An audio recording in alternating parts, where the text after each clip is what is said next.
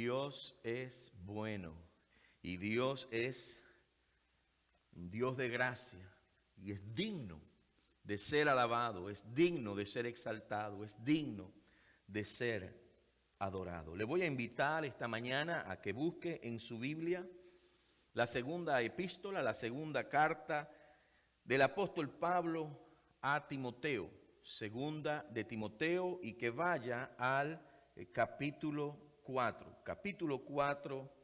segunda de Timoteo, versos del 1 al 5. Segunda de Timoteo, capítulo 4, versos del 1 al 5. Y le voy a dar un tiempito para que pueda buscar ahí en su Biblia, ahí en su casa, donde está. Segunda de Timoteo 4, versos del 1 al 5. Dice la palabra de Dios: te encarezco delante de Dios y del Señor Jesucristo, que juzgará a los vivos y a los muertos en su manifestación y en su reino.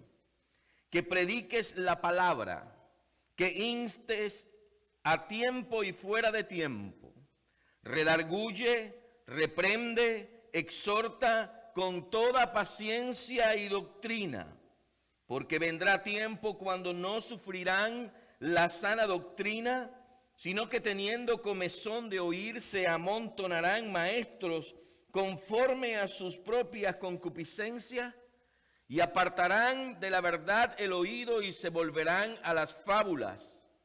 Pero tú, sé sobrio en todo, soporta las aflicciones, haz obra de evangelista, cumple tu ministerio. Alabado sea el nombre del Señor. Vamos a orar. Padre, ahora te rogamos que al exponer tu palabra en predicación, esta fluya con tu poder, con tu gracia, tus virtudes, oh Dios. En la comunicación de la palabra seamos edificados, Padre, en lo que recibimos de ella. Háblanos, necesitamos escuchar tu voz. Háblanos, Dios, desafíanos, dirígenos en el nombre de Jesús. Amén y amén. Cada vez las naciones de la tierra se vuelven más diversas, unas obviamente más que otras. Solamente si usted es un aficionado del fútbol, soccer, el fútbol balompié, como le decimos nosotros, usted le presta una atención a los equipos profesionales de fútbol, de balompié, y se va a dar cuenta de que esta es una realidad. Las naciones cada vez se vuelven más diversas en muchos aspectos, especialmente culturalmente. Y el mundo cada vez se va tornando más y más pluralista. Y obviamente no es diferente en los Estados Unidos. De hecho, es una de las naciones que se destaca por esto. Y esta diversidad y esta filosofía que se conoce como pluralismo tiene sus ventajas, por un lado, pero tiene también sus desventajas. Entre las buenas cosas de esta filosofía, conocido como pluralismo, especialmente en el ámbito del pluralismo político, ha producido algunas cosas buenas. Por ejemplo, recordarán el fin del apartheid o apartheid, como quiera decirle usted, en Sudáfrica, de donde recordamos figuras como la de Nelson Mandela.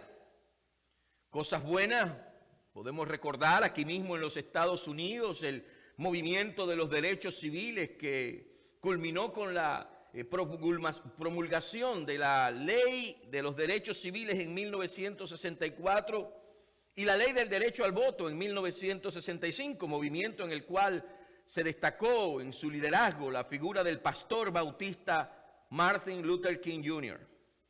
Pero también, aunque tiene sus ventajas y hay sus cosas buenas, tiene sus desventajas. Y una de las desventajas tiene que ver con la idea de que nuestros principios y nuestras convicciones personales deben sacrificarse por el bien de una comunidad o el supuesto bien de una comunidad. Especialmente en una sociedad diversa como la nuestra, se exige y se espera que los principios y las convicciones deban sacrificarse para no ofender a otros grupos que forman parte de esta sociedad y esta cultura tan diversa, pero también tan susceptible. Y parte del problema tiene que ver con el hecho de que mucha gente usa esta idea para tratar de anular, para tratar de cancelar todo aquello que no sirve a sus propósitos. Lamentablemente escondiéndose detrás de la idea de que hay que respetar la diversidad. Entonces vemos que desde medios sociales que combaten la libre expresión al punto de cancelarla, obviamente siempre y cuando no vaya en contra de sus agendas o de lo que ellos creen y promulgan, lo vemos desde estos medios sociales que combaten esto y que se esfuerzan por esto, hasta medios noticiosos que tergiversan las noticias y las acomodan para favorecer sus agendas y favorecer a sus políticos. El pluralismo, la diversidad, tiene sus ventajas, tiene sus desventajas, pero escuche algo, para nosotros, para la iglesia de Cristo, esta realidad nos presenta muchas oportunidades. Piense solamente en la diversidad. Usted que es cristiano quizás tiene algún vecino o quizás tiene algún pariente quienes tienen una perspectiva diferente o una postura diferente en relación a la fe que usted profesa y que usted practica. Y hay en esta nación una variedad enorme de creencias. En nuestra sociedad hay una variedad enorme de creencias, pero ninguna, y en el mundo, ninguna provee lo que el Evangelio de Cristo provee, lo que el Evangelio de Cristo ofrece, lo que el Evangelio de Cristo garantiza. Por eso hay un esfuerzo diabólico, infernal y desmedido por cancelar todo lo que tenga que ver con el Evangelio. Hay una agenda infernal que persigue que la iglesia se anule, que la voz de la iglesia se anule, que el cristianismo no avance. Y en el mejor de los casos, que por lo menos se mantenga fuera de la vida en la sociedad, que se mantenga distante, que se mantenga al margen. Y esta cultura de cancelación responde a intereses dañinos y se quiere imponer en todas las esferas de la sociedad. Como hemos visto en el último año y los últimos meses, en ocasiones recurriendo a la violencia, a la destrucción, a la fuerza, demandando privilegios, no derechos, privilegios. Y en este contexto estuve leyendo hace unos días atrás la noticia que recientemente un grupo de amargados canceladores pidieron a Samaritan's Purse, los que son parte de la primera iglesia bautista hispana de Palm-Coast.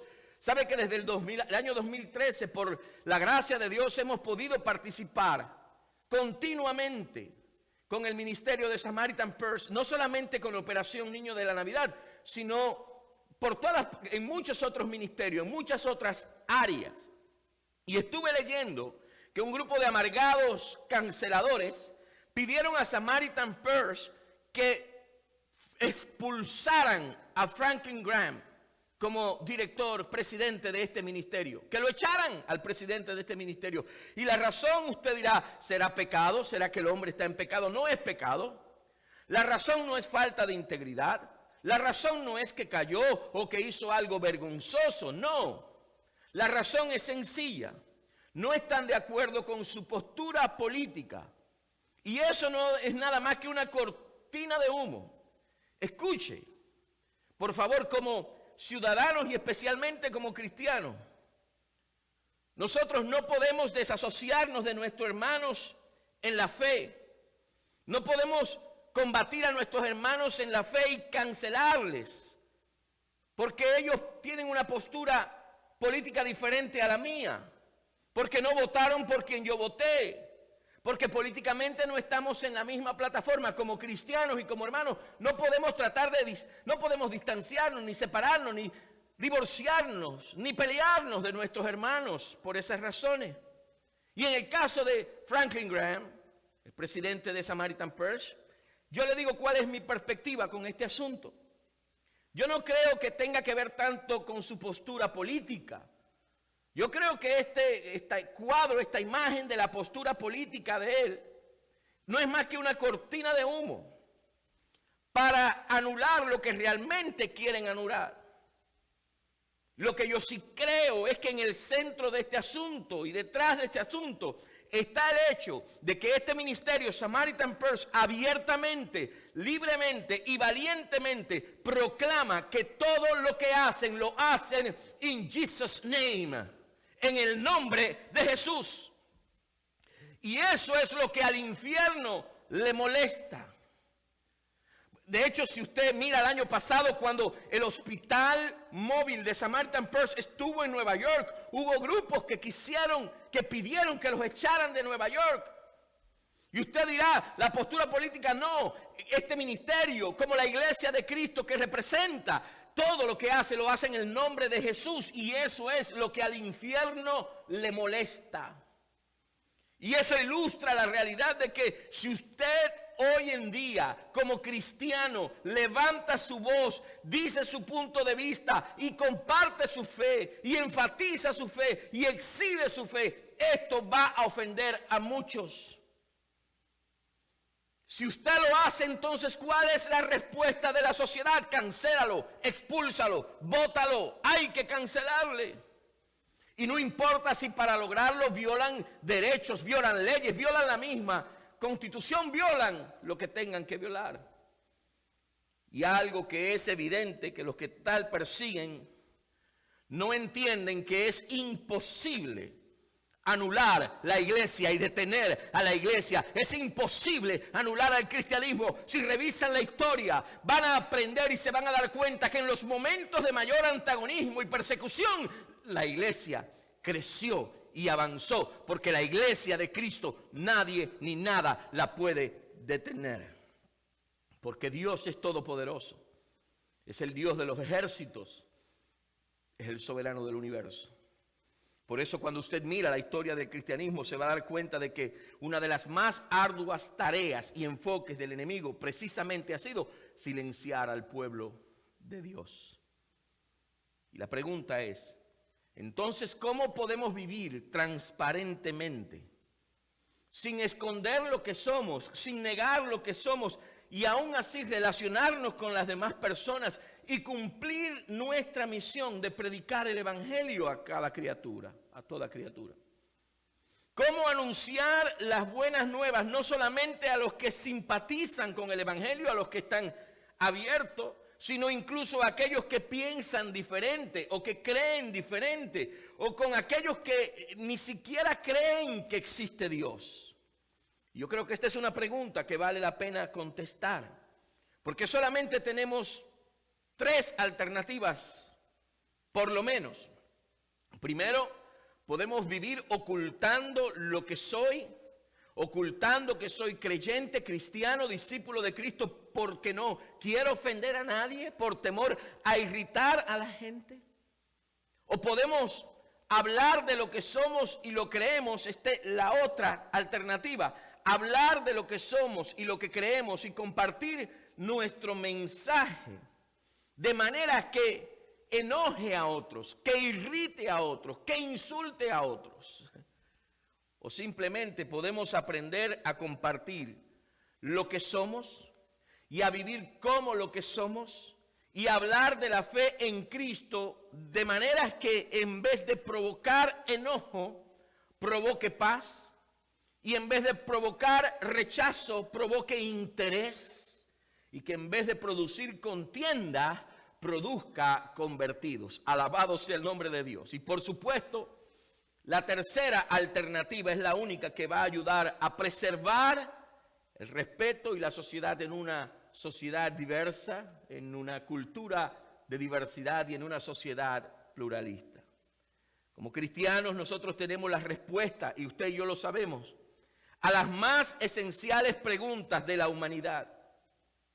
Y como cristianos conocemos cuál es la solución al problema de la humanidad, al problema del hombre.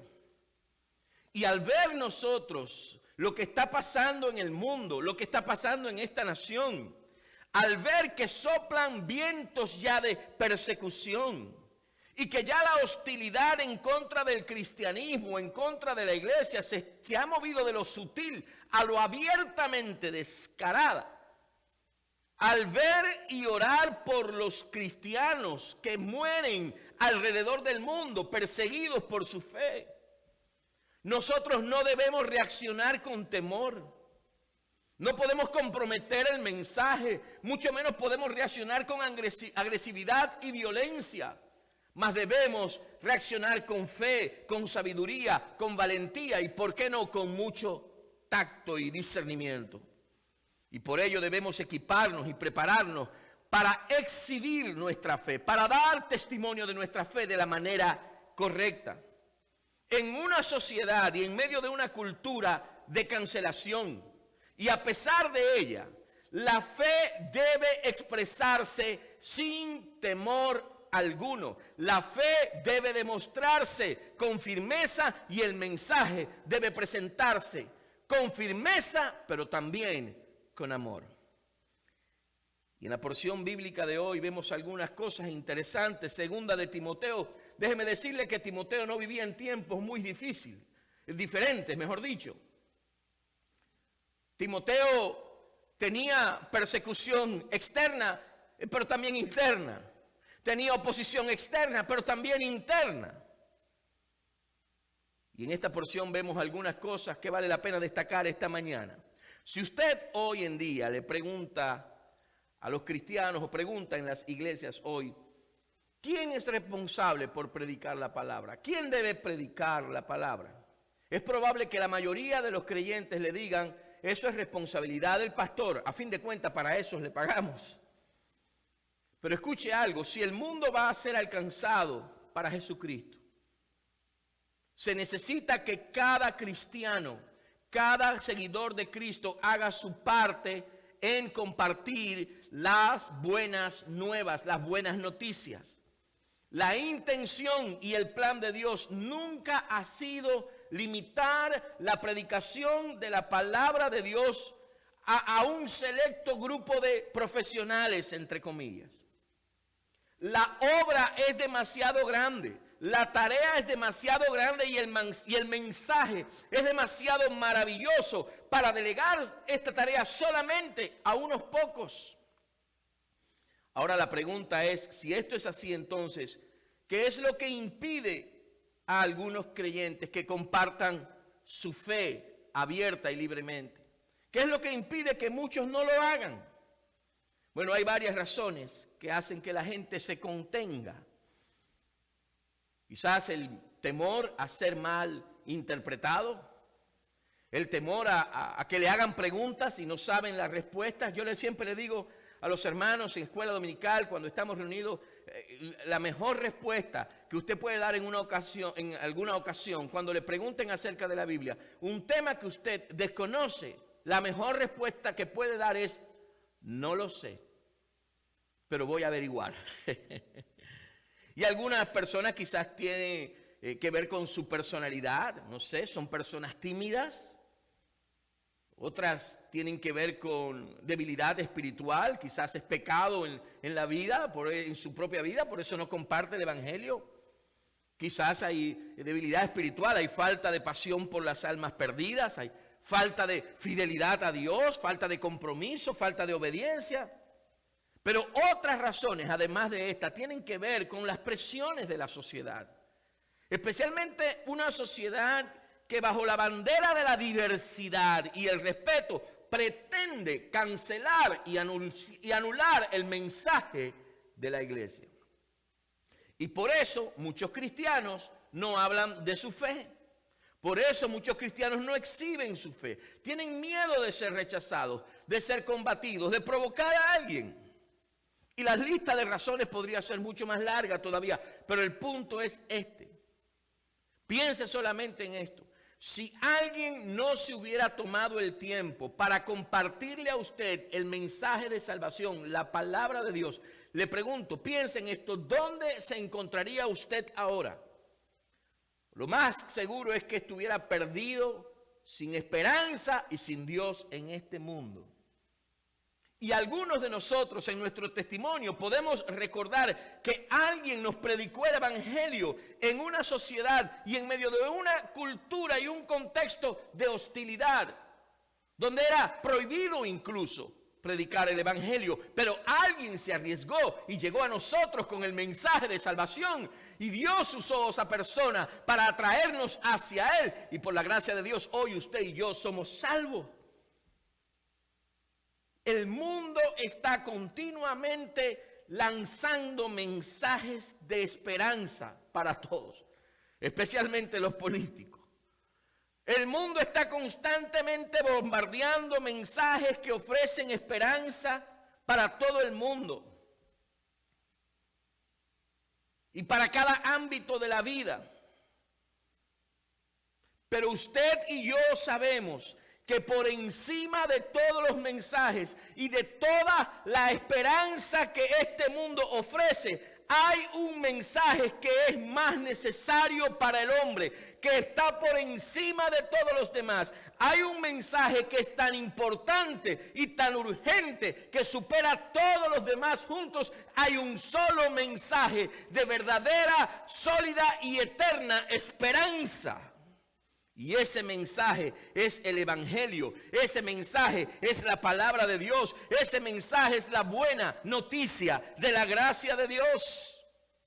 Porque solamente la palabra de Dios ofrece la única esperanza firme y duradera para el hombre.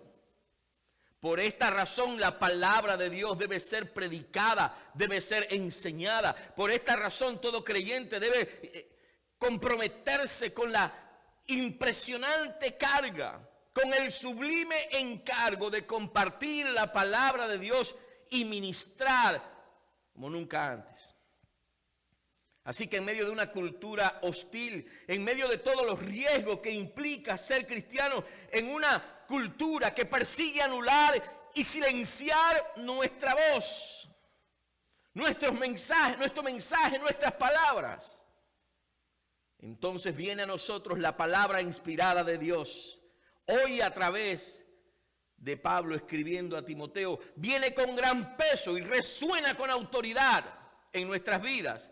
Verso 1, te encarezco delante de Dios y del Señor Jesucristo, que juzgará a los vivos y a los muertos en su manifestación y en su reino. Y la primera parte del verso 2, que prediques la palabra. La idea central de este pasaje descansa en el último versículo del capítulo anterior, de hecho en el verso 16 del capítulo anterior, donde dice, el penúltimo verso, donde dice, toda la escritura es inspirada por Dios y útil para enseñar, para redarguir, para corregir, para instruir en justicia. En otras palabras, porque la escritura es inspirada, es útil por todo lo que la Biblia es y todo lo que la Biblia produce en la vida del hombre que se llega a ella con fe. Entonces el apóstol Pablo le dice a Timoteo, por esta razón te encarezco, te insisto fervientemente. Ahora note algo que se enfatiza ahí. Lo primero es la razón del encargo. Dice, ¿por qué es nuestro deber? ¿Por qué hacerlo? Bueno, en primer lugar lo hacemos porque el Señor Jesucristo juzgará a los vivos y a los muertos, dice. Delante del Señor, de Dios y del Señor Jesucristo, dice que juzgará a los vivos y a los muertos en su manifestación y en su reino. Sea cual sea su perspectiva escatológica, si usted es amilenialista, premilenialista, si cree en el milenio, si no cree en el milenio, en el rapto, no cree en el rapto, usted y yo estamos de acuerdo en algo, Cristo vuelve otra vez.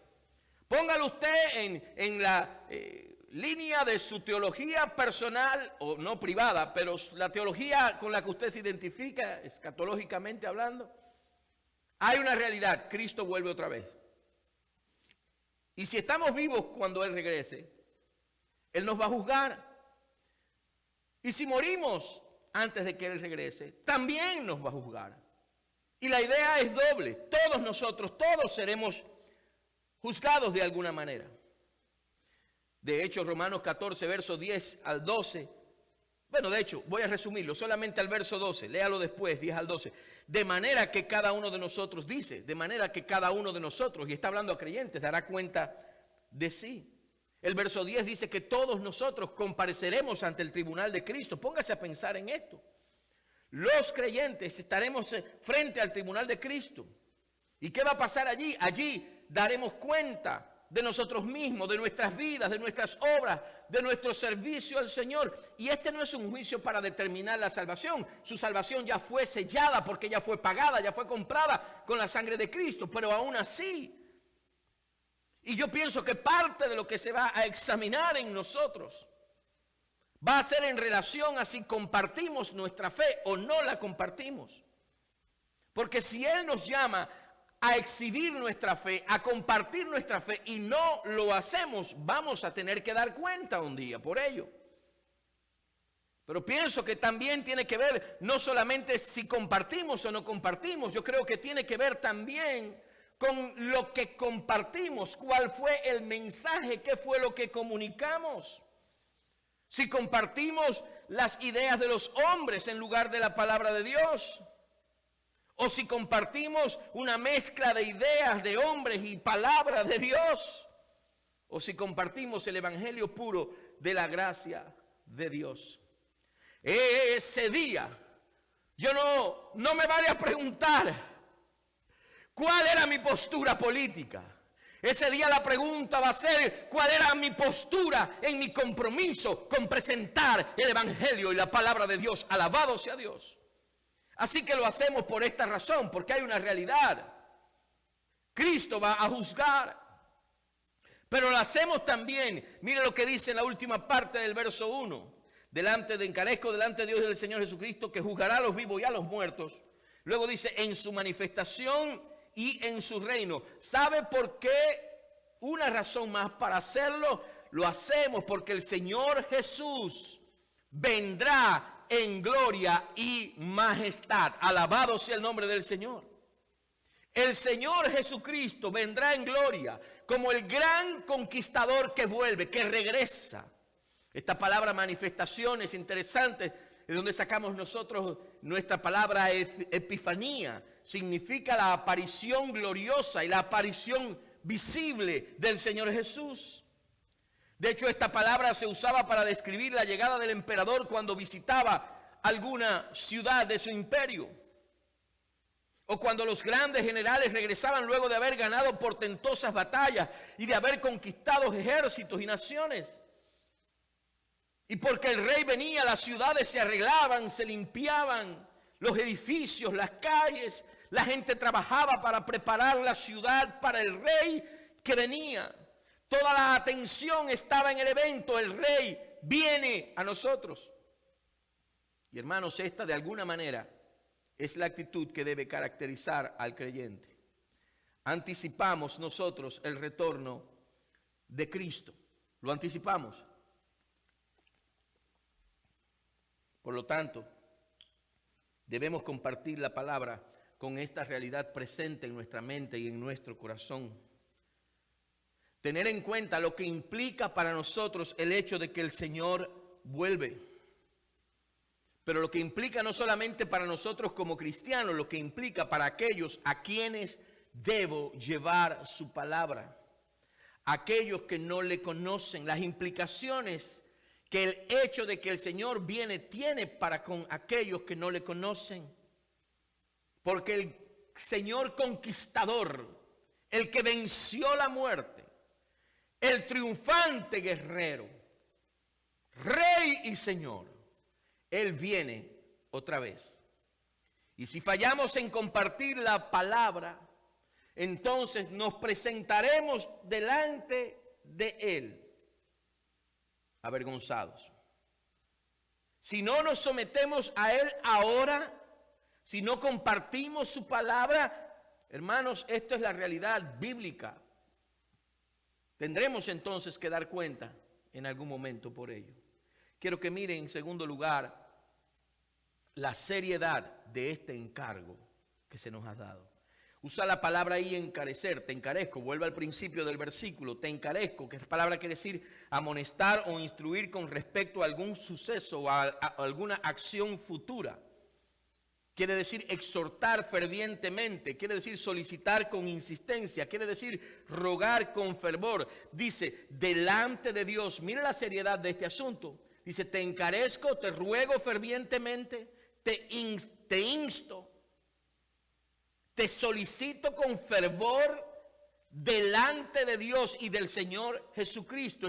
Delante de quiere decir en presencia de Dios y del Señor Jesucristo. Y esta expresión me llama la atención, o me llamó la atención cuando la leí. Es interesante porque de alguna manera se vincula con las ocasiones en las que profetas como Elías y el profeta Eliseo, por ejemplo, se expresaban para afirmar un mensaje o una orden de Dios o un acto de Dios, para decir cuán serio y cuán verdad es esto. Ellos decían, vive Jehová en cuya presencia estoy. Vive Jehová en cuya presencia estoy. Te encarezco delante de Dios y del Señor Jesucristo. Tiene la misma connotación de autoridad, de responsabilidad, pero sobre todo de profunda seriedad. Estamos delante de Dios. Te encarezco delante de Dios y del Señor Jesucristo. En otras palabras, esta no es una comisión de Pablo, no es un encargo de Pablo, no son los apóstoles los que envían. De hecho, la palabra apóstol quiere decir enviados. Ellos mismos son enviados. Es Dios quien envía, porque es Dios quien nos llama, es Dios quien nos atrae hacia sí con cuerdas de amor, es Dios quien nos salva y es Dios quien nos equipa. Por lo tanto, es Dios quien envía. Así que tomando prestadas las palabras de Elías o Eliseo, podemos decir, vive Dios y vive Cristo en cuya presencia estamos. Ahora note la intensidad de esta declaración, delante de quién estamos. Piensa en esto, ¿cómo viviríamos si tuviéramos esto presente en todo momento de mi vida, de nuestras vidas? Porque no vivimos independientes de Dios. Estamos delante de Dios y del Señor Jesucristo. Y hermano, yo también me identifico con esto, porque a veces como que se me olvida que los ojos de Dios están todo el tiempo sobre mí. En la forma en que me relaciono con las personas, en la forma en que le hablo a mi esposa, que no sé, que le hablo a mis hijos. ¿Cómo viviríamos si tuviéramos nosotros en cuenta esto todo el tiempo, conscientes de esta realidad? Sin duda eso iba a afectar todas las áreas de la vida. Lo que hablamos, lo que hacemos, cómo hablamos, cómo hacemos, lo que escribo en Twitter, lo que comparto en Facebook, lo que mando a decir en un mensaje de texto a otra persona, quizás con sarcasmo o ironía. Si yo estuviera consciente de que estoy delante de Dios cuando estoy frente a la computadora, con el teléfono en la mano, cuando nadie me está mirando, le pregunto, piense solamente en esto, ¿habría alguna diferencia en mi vida? Por supuesto. Pero no solamente esto, esta realidad, esta conciencia, volviendo al centro de este mensaje, también afectaría mi compromiso a hablar de Cristo, mi compromiso a predicar la palabra. ¿Sabe por qué? Porque lo que está diciendo, estás en su presencia, delante de Dios y del Señor Jesucristo. Yo te encarezco esto, tú estás delante de ellos, los ojos de ellos están sobre ti. Dios quiere ver si eres obediente, si somos fieles a nuestra tarea y nuestro llamado, si somos fieles no solamente en ir, si somos fieles en la pureza del mensaje. Y por último termino dándole este tercer punto, los límites, las restricciones del encargo. Hay límites, hay restricciones. Y el verso 2, la primera parte, hoy termino acá, el verso 2, la primera parte, mire dónde está el contenido del mensaje. Que prediques la palabra. No es otra cosa. Aquellos de ustedes o de nosotros yo no, en realidad, pero aquellos de ustedes que le dan prioridad a los asuntos políticos, escuche, su llamado primario como hijo de Dios no es los asuntos políticos, aquellos de ustedes que le dan prioridad a su negocio, a las riquezas. Esa no es la prioridad del creyente. La prioridad y el llamado es que prediques la palabra. Alabado sea Dios. Aquellos de nosotros que quizás somos muy fuertes y establecidos en cierta denominación o grupo cristiano, no es la palabra de la denominación. No, la palabra de Dios es específica y te limita, te restringe y dice que prediques la palabra. En otras palabras, no son nuestras ideas lo que compartimos, ni las ideas de otros. El mensaje del evangelio no es el mensaje de la filosofía humana, de la filosofía humanista, de la psicología o de la educación o de la sociología. No es la imagen de la imagen propia y del desarrollo personal. Obviamente el evangelio afecta esas áreas e influye en esas áreas, pero por muy útiles que sean estos temas, no son el evangelio, no son la palabra de Dios. Aleluya. La palabra, que prediques la palabra, es la propia palabra de Dios. Es el glorioso evangelio de nuestra salvación. La palabra es la escritura que tenemos en nuestras manos y que estudiamos y que proclamamos y que enseñamos a todos los que entregan su vida a Cristo Jesús, nuestro Señor. Es la palabra que debemos compartir, es la revelación de Dios mismo. El registro de lo que Dios quiere que nosotros sepamos.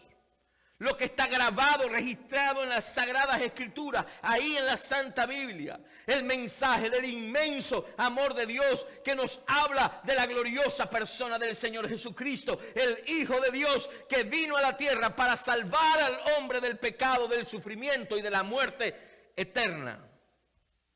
Es el mensaje, es la palabra de la gran misericordia de Dios que ha derramado sobre nosotros a través de la muerte, por medio de la muerte de su Hijo Jesucristo en la cruz del Calvario. Es el mensaje de la resurrección de los muertos, de la vida eterna con Dios, pero también del juicio de todos los hombres. Y esta es la palabra que debemos compartir y hemos de proclamar en todo lugar. En las calles, en el mercado, en el trabajo, en las azoteas, en Facebook, en Twitter, en Parler, wherever and whenever. No debe estar restringida y confinada a un edificio un día por semana. No debe estar limitada a un grupo selecto de predicadores. No podemos restringirla y dejarla ahogar por los reclamos y las exigencias de una sociedad y una cultura que quiere anular y cancelar todo lo que tiene que ver con Dios y el evangelio. Por lo tanto, iglesia, necesitamos exhibir nuestra fe, porque la manera de difundir la fe es dándola a conocer, no hay de otra. Y necesitamos levantarnos en medio de una sociedad hostil, levantarnos diligentemente, valientemente, audazmente, sin importar las pruebas o las amenazas de los hombres. Debemos predicar la palabra de nuestro Dios, el Dios vivo y Dios verdadero. Entonces mire la bendición que viene con este encargo. Y aquí concluyo. No solamente Dios nos mira, Dios nos observa, esperando ver obediencia y fidelidad. El encargo dice que es delante de Dios, ¿verdad? Lo cual implica también la seriedad del asunto, pero implica también que cuando compartimos nuestra fe, cuando predicamos el evangelio, también lo hacemos delante de Dios, lo que quiere decir en presencia de Dios, lo que quiere decir que Él está presente. Alabado sea Dios. Él está presente para ayudarnos, Él está presente para darnos poder. En ocasiones incluso Él está presente dándonos palabras, pero está presente también trabajando en la persona que está escuchando. De hecho, en el famoso pasaje de Mateo 28, que muchas veces se usa para enfatizar el hecho y la realidad de que Cristo está con nosotros siempre, todos los días. Pero si usted nota esta promesa y el contexto de esta promesa de estar todos los días con nosotros hasta el fin del mundo, está en el contexto del mandato, de la orden a evangelizar. Ahí es que está. Por tanto, id y haced discípulos a todas las naciones, bautizándolos en el nombre del Padre. Mateo 28, 19 y 20. Bautizándolos en el nombre del Padre y del Hijo y del Espíritu Santo, enseñándoles que guarden todas las cosas que yo os he mandado, en el contexto de la evangelización y el discipulado. Entonces Él dice, y he aquí que yo estoy con vosotros todos los días hasta el fin del mundo. Alabado sea el nombre del Señor. Así que predicamos, recibimos este encargo delante de Dios. Y porque lo hacemos en la presencia de Dios, predicamos. Porque el Señor Jesucristo juzgará a los vivos y a los muertos. Porque el Señor Jesús vendrá en gloria y majestad. Y porque el Señor Jesucristo manifestará su reino. En la manifestación de su reino, dice Pablo a Timoteo. Todo creyente verdadero es un ciudadano de este reino. Creemos en el Rey, anhelamos su reino. Por lo tanto, tenemos que compartir fielmente, diligentemente su palabra. Necesitamos poner nuestra mente en la realidad del reino de Cristo. Esta es la realidad. Esta es la urgencia. Este es el encargo. Vivimos en una sociedad pluralista, en medio de una cultura diversa. Esto tiene sus ventajas y sus desventajas, les decía al principio, pero también nos presenta a nosotros, la Iglesia de Cristo, grandes oportunidades para compartir nuestra fe, para exhibir la fe que salva, la fe que regenera. Y a pesar de la oposición, hay un encargo. Dios nos ha encargado que prediquemos específicamente la palabra, que prediquemos el evangelio. Solo nos queda responder de una de dos maneras, una de dos formas. ¿Obedeceremos o seremos desobedientes? Y quiera Dios que nosotros seamos hallados fieles. Que entendamos que el encargo no es solamente para los profesionales de la predicación. Que el encargo no es solamente para pastores y evangelistas profesionales, entre comillas, porque no lo somos. Recuerde que la tarea es muy grande y muy gloriosa para que se limite a unos pocos. El encargo es para todos. Así que le invito, iglesia, vamos, iglesia de Cristo, vamos, creyentes, hagamos de este año de desafíos el año de la gran oportunidad para exhibir la fe que salva. Hagamos de este año el año de la gran cosecha de almas. Porque recuerden, Él está con nosotros todos los días hasta el fin del mundo. Cada vez que estamos compartiendo el mensaje de la palabra de Dios. Que Dios le bendiga ricamente esta mañana. Nuevamente vamos entonces ahora a ir delante de Dios en oración para terminar, concluir este tiempo. Oremos. Señor, gracias porque tú también nos llamas a nosotros hoy encarecidamente, fervientemente, fielmente estas palabras, este encargo, esta tarea de que prediquemos tu palabra. Señor, ayúdanos a presentar el mensaje del evangelio puro, sin contaminación, el mensaje de la gracia por medio de la fe. Un mensaje que no necesita ser enriquecido por filosofías humanas, ni por la psicología humana, ni ninguna de estas cosas que brotan de la mente del hombre y que el mundo enaltece. Señor, tu palabra y tu evangelio puro.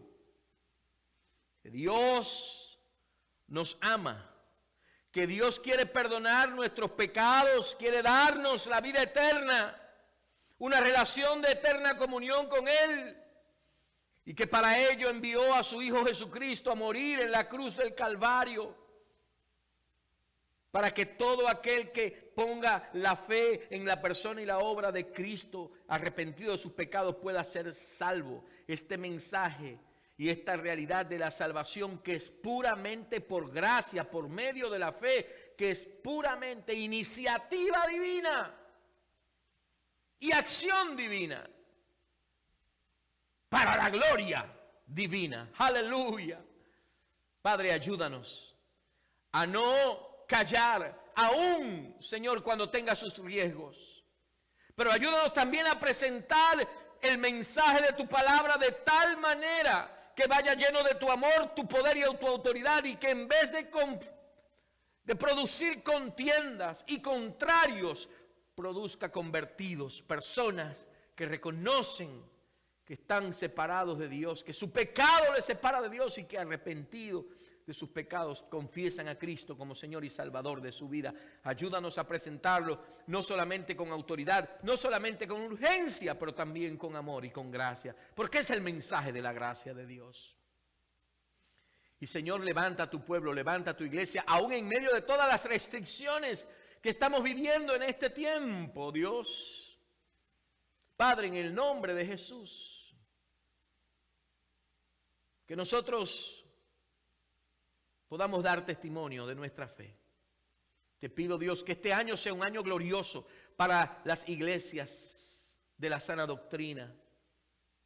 Que este año sea un año glorioso para la primera iglesia bautista hispana de Pampcos, y que a pesar, Señor, de que tuvimos una arrancada desafiante, un principio de año desafiante, teniendo que cerrar nuestras facilidades, Señor, que en diciembre de este año podamos mirar atrás y podamos alabarte y exaltarte, porque este ha sido un año de victoria, de almas arrepentidas, de personas recibiendo salvación, el perdón de sus pecados, y de una iglesia creciente, y de una iglesia pujante, de una iglesia que ora y una iglesia que te proclama. Padre, en el nombre de Jesús, tú estás llamando a cada hermano y hermana esta mañana, cada familia de la primera iglesia bautista hispana de Pampcos, a que se levante con autoridad y presente a Cristo en medio de los desafíos y a pesar de los desafíos, y que no ceda a la agenda del enemigo, callando su voz, anulando el mensaje, sino proclamando en todo momento y por todo medio y en todo lugar que Jesucristo es el Señor. Y Padre, estoy seguro que de los que hermanos y hermanas conectados y conectadas, también en sus vidas hay necesidades. A veces, Señor, los impedimentos tienen que ver con la salud. Yo te pido, Padre, que en este momento tú extiendas tu mano de gracia, tu mano de poder, tu mano de salud, y llegues hasta cada persona. Oro especialmente por este hermano que Biuni me pidió esta mañana oración. Tú sabes dónde está, tú sabes quién es. Yo te pido que pongas tu mano sobre él en este tiempo desafiante en su vida. Y si no te conoce, que pueda invocarte como Salvador de su vida. Que tú seas con la familia, Padre. Padre, que tú seas con aquellos hermanos y hermanas que están pasando por la dolorosa experiencia del luto, haber perdido un ser querido. Que tú consueles sus corazones cada día y les fortalezca. A veces es el dolor lo que nos inhabilita. Es cierto, Señor, porque es real, es presente, es latente. Te pido que llegues, Señor, hasta ellos con tu gracia y tu amor. Aquellos que están enfermos, pon tu mano de salud, Padre, en esta hora. Aquellos que detrás de estas líneas, Señor, tienen una petición, un clamor en sus corazones, Dios, llega hasta ellos y responde, fortalece en cualquier área de su vida y en cualquier necesidad que te estén presentando en esta hora, oh Padre. Y Padre, gracias. Gracias, Señor, porque la tarea es grande, tan grande, y el mensaje es tan maravilloso, que tú, Señor, no se lo has encargado a un pequeño grupo selecto. Tú se lo has dado a todo creyente y a todo discípulo de Cristo. Permite, Señor, que en medio de una sociedad que intenta silenciarnos y anularnos, nosotros nos paremos diligentemente, valientemente, fervientemente y llenos de tu Espíritu Santo para proclamar el único mensaje de total, eterna y verdadera esperanza. El mensaje del Evangelio, de la gracia de Dios, el Evangelio del Señor Jesucristo. Por eso te pido, oh Dios, que ahora la gracia de nuestro Señor Jesucristo, el amor de Dios y la comunión del Espíritu Santo sea con cada uno de los hermanos, familias y hogares que están conectados por los diferentes medios, y con todo el pueblo de Dios, ahora y por los siglos de los siglos. Amén y amén. Les recuerdo que mañana a las 7 de la noche estamos por la línea telefónica para nuestra reunión de oración. El miércoles vamos a estar ya por Facebook Live y la línea telefónica a las 7 de la noche para tener nuestro encuentro de mediado de semana con la palabra de Dios.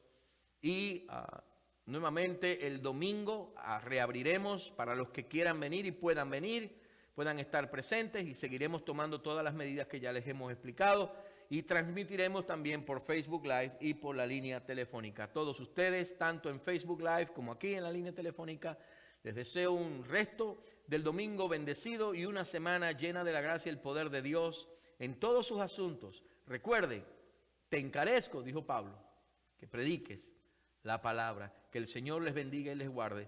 Hasta la próxima.